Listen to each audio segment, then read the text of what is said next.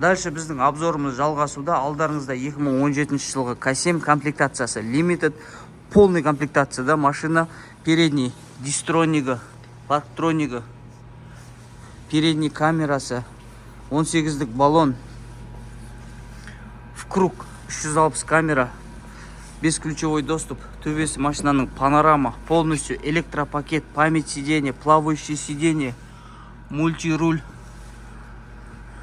так, круиз-контроль, полностью климат-контроль, драйв-мод, автохолд, подогрев, обдув сиденья, подогрев руля, управление пассажирским сиденьем, комплекте 2 кілт, лобовойға проекциясы да бар машинаның. Бағасы 7 миллион 400 мың теңге до Алматы.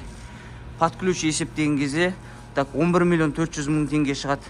Осындайда бизнес-класс машиналар алғыларыңыз келсе, бізге BM Motorsқа хабарласып, толық ақпарат алып, сосын барып тапсырыс берсеңіздер болады.